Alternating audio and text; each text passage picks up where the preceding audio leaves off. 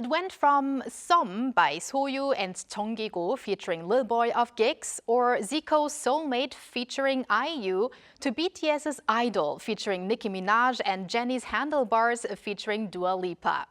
It's not that sensational anymore to have global superstars collaborate with K-pop stars, as Korean artists are now too the global stars. So today, we want to delve into the featuring effect and K-pop's influence in the global music market. For that, we're now on the line with Stephanie Choi, postdoctoral researcher at the Asia Research Institute at State University of New York at Buffalo. Hello, Stephanie. Hello, Doctor. Hi, thank you for having me. Thank you for joining us. So we see more and more vibrant collaborations between K-pop artists and foreign artists in the music scene compared to the past. So please tell us about this trend. Sure. As K-pop has gained more global popularity, more artists around the world wish to collaborate with K-pop stars. In the past, foreign artists' participation in K-pop was, I would say, more hidden. They worked as producers, composers, choreographers, engineers, and music video directors. And even when the musicians featured on K-pop songs, it seemed more like of a one-time event with no follow-up collaborations or demonstration of friendship, making listeners feel as if they are simply paid for this work.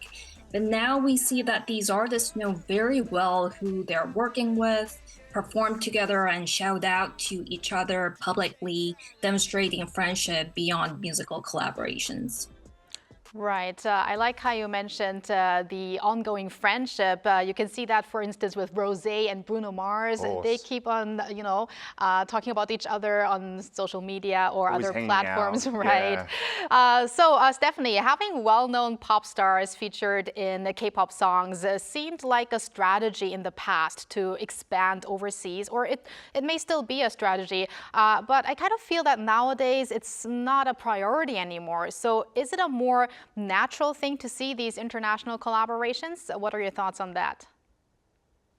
I agree with you in that in the past we've seen K-pop singers mostly working, especially with Western pop stars that were well known in Korea. It was mostly the company arranging the collaboration, and often these Western artists would work virtually, sending their part via email, and that's it. So even fans could notice the lack of sincerity in the music making process. But now we see that K-pop stars have earned respect from artists around the world. Now these artists know who they're working with. So today's collaborations are done in much more sophisticated ways. We see collaborations beyond music recording through live performances and interviews outside of the studio with much more respect and sincerity. So I would say this is the fruitful outcome of K-pop artists' hard work.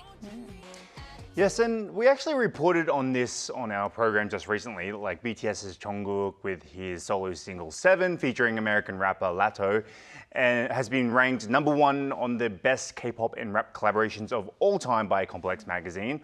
Why do you think the song gained so much love? Music, of course, and there's no shortcut in making good music. People can feel how much of effort was put into the production. The song was catchy, Jungkook's vocal was trendy, and Lato's rap adds a rich layer to the track. And as I mentioned earlier, it's far from, oh, you want my feature? Here's the demo, and tossing it over email. Lato knows Jungkook's work very well, and vice versa. Both parties are willing to work together, and we can sense that from Lato's appearance in the music video, live performances, and many of their interviews where they talk about each other. So in the end, music is not just a product, it's a human interaction, it's a human experience, and that's why we listen to music. We want to feel this communal bond, respect and sincerity, and Jungkook and Lato showcased it very well. Yes, I Right. do definitely think that you can see the a difference between, let's say, two people who collaborate who really go well together versus people who collaborate who maybe were doing it just for the money and maybe they weren't working so well together. But Right. yes, it's there's definitely a very big contrast between those two kinds of, let's say, collaborations. Like sometimes it's just like the voice tone that you think might just fit together well. But these days, I guess it's really about the chemistry of the two artists. I That's completely important. agree with you. So, seeing the success of these partnerships, how are they benefiting the K-pop industry, you think?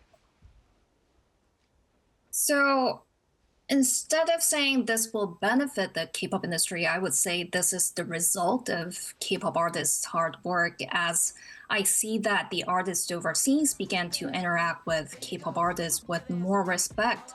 And of course, the global popularity of K-pop artists is a result of fans' hard work.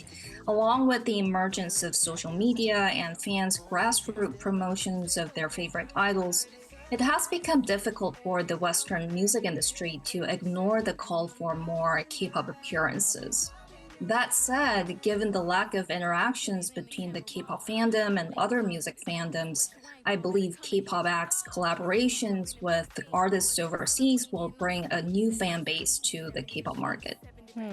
Now, Stephanie, although you said you don't want to call it benefits, maybe it's more of a result, but I think there are benefits for both sides. I mean, let's take the Blackpink members as an example. Lisa featuring Doja Cat and Ray, Jennie featuring Dua Lipa, and of course Rosé featuring Bruno Mars. These have all made it into big charts like Billboard charts. So big names in the Western pop world are probably welcoming these collaborations and are also making the first move for them. What do you think? So I will have to go back to the fans. K-pop fans are the smartest and the most strategic marketers among any other fandoms. They are not just passive consumers. Once you learn about the K-pop artists, you fall into this rabbit hole of hilarious memes and fan cams of K-pop idols' performances, and you just can't stop watching them, right? Then you want to join the community, share your thoughts and memories with other fans, as well as people who don't know about what you enjoy. So they know how to strategically consume music and put their artists on the top of the chart. So, of course, if you could have these smart supporters as your fans, that's the biggest asset you can have as an artist. Western artists have seen K-pop fans putting their favorite artists on the Billboard chart multiple times by now, so they should know how much influential these fans are in the global music market. Right, and like it also seems like featuring well, for a song goes beyond like singing a few different lines. Like it's about producing music together, and it's about mixing styles as well. Professor, is it fair to say that we are seeing a deeper, let's say, cooperation in the way songs are featured? Definitely. As K-pop fans, we can sense this more because we've witnessed the history of Western artists in the past, singing a few lines but not demonstrating any further interactions with the K-pop artists they featured for. So this kind of featuring practices with a minimum engagement in the past makes a stark contrast with what we see today. Many of the collaborations today come along with the demonstration of friendship among the musicians, with hopes that their music is not just a commodity, but an outcome of their friendship. And this is what people want to see. Music is not just a pattern of sounds, it's a collaborative outcome of human relations. Right. Now, Stephanie, what are the prospects of these collaborations? Or do you think there could be done something better in the future? And also, if you do have one project that you would love to see in the future, you could also tell us about that. Well, it is lovely to see K-pop artists today receiving more respect from the Western world in particular, and having much more opportunities for collaborations, which leads to a deeper friendship among the artists. But This kind of respectful environment did not come naturally. I think this is earned by K-pop artists and their fans who have strived to achieve today's visibility and artistic freedom. And only by now, Western media and artists are paying more attention to the K-pop artists. But even when they were not famous, they were there. Their music was always there. And there are still millions of great musicians out there who deserve more respect. So my advice goes to the Western artists, not the K-pop industry, because the K-pop industry and fans did more than they need to do. So if someone asks for a collaboration, let the focus be on their music, not their fame, because fans eventually know what you're delivering in your music. So I don't know. I wouldn't expect for. I would expect my idols to, have more wider opportunities for whoever they want to work with. All right, so I guess really sincerity about the music is what counts, and that's going to make the fans happy.